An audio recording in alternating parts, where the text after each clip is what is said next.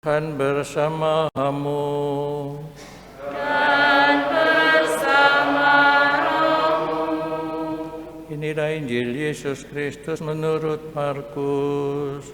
Dimuliakanlah Tuhan.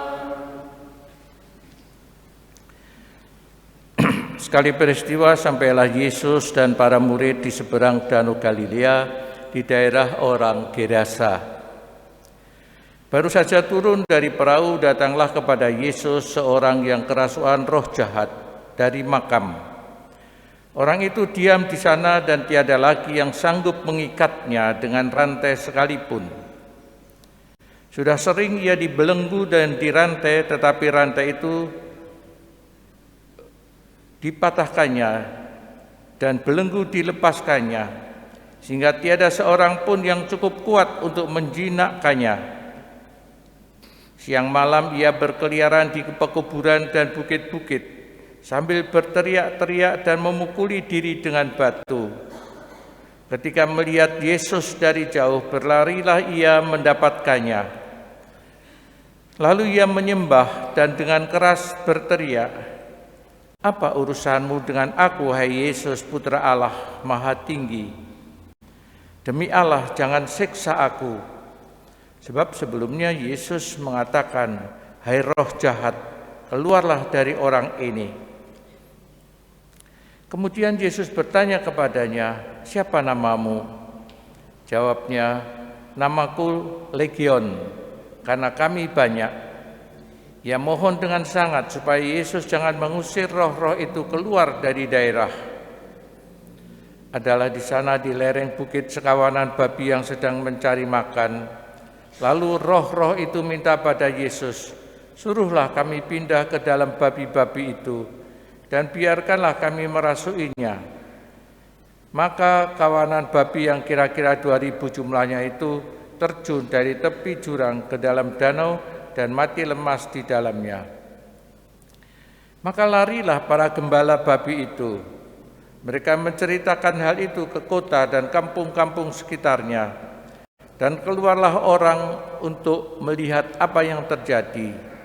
Mereka datang kepada Yesus dan melihat orang kerasukan itu duduk berpakaian dan sudah waras. Maka takutlah mereka yang telah melihat sendiri hal itu menceritakan apa yang terjadi atas orang yang kerasukan setan dan tentang babi-babi itu.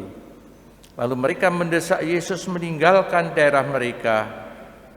Maka Yesus naik lagi ke perahu, sedang orang yang tadinya kerasukan setan minta supaya diperkenankan menyertai dia. Tapi Yesus menolaknya dan berkata, "Pulanglah ke rumah kepada orang-orang sekampung dan beritahu mereka segala yang dilakukan Tuhan bagimu. Ceritakan bagaimana Ia telah mengasihani engkau." Orang itu pergi dan mulai memberitakan di daerah Dekapolis segala yang telah diperbuat Yesus atas dirinya, dan mereka semua menjadi heran. Demikianlah sabda Tuhan.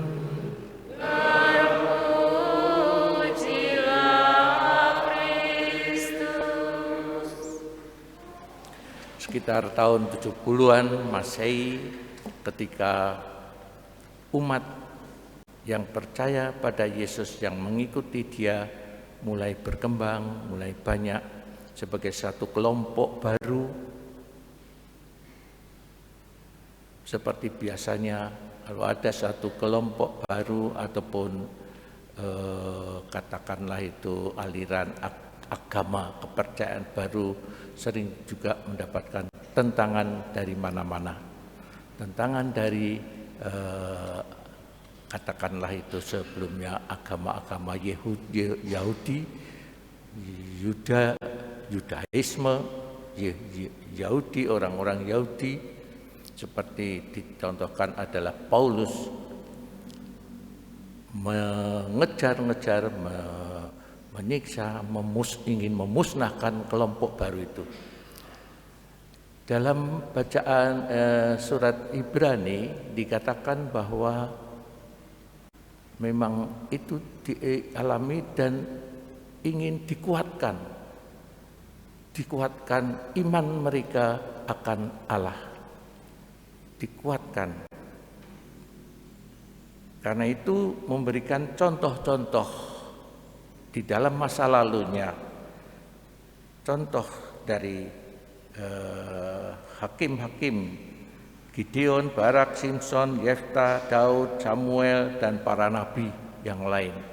Contoh-contoh yang juga mengalami penderitaan, mengalami kesusahan, mengalami siksaan barangkali. Seperti itu. Agar mereka tidak meninggalkan iman kepercayaannya, atau yang sering dikatakan murtad dari iman yang telah diimannya itu, karena tekanan-tekanan dari berbagai macam. Apalagi juga pada waktu itu dijajah oleh orang-orang Romawi, jadi ditekan oleh kekuasaan pada waktu itu, tetapi juga dari agama yang lama, katakanlah itu kepercayaan yang lama. Karena itu ditekan seperti itu, dan ingin di surat Ibrani ingin menguatkan, lihatlah contoh-contoh orang-orang dulu, seperti dari kitab hakim-hakim, dari para raja dan para nabi mengalami seperti itu.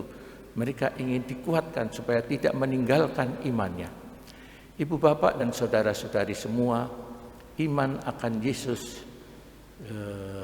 dan segala karyanya seperti dialami oleh orang yang kerasuan roh jahat itu di daerah Dekapolis, di daerah seberang Sungai Yordan. Mereka dibebaskan, ataupun dia dibebaskan dari roh-roh jahat itu. Inilah karya kebaikan Yesus baginya, supaya diwartakan juga kebaikan-kebaikannya itu. Ibu bapak dan saudara-saudari semua yang terkasih, perlulah sekali-kali kita juga melihat supaya iman kepercayaan kita itu kokoh dan kuat, melihat contoh-contoh teladan saudara-saudari kita, atau bapak-bapak ibu, ataupun para santo-santa, mereka yang telah berjasa, mereka yang telah mewartakan, mewartakan iman, mewartakan Yesus sebagai penyelamat dan Tuhan kepada pun. Lihatlah baik para imam maupun tokoh-tokoh awam yang telah membawa kita kepada iman Katolik, pada iman akan Yesus Tuhan dan penebus kita. Marilah kita hening sejenak merenungkan sabda Tuhan ini.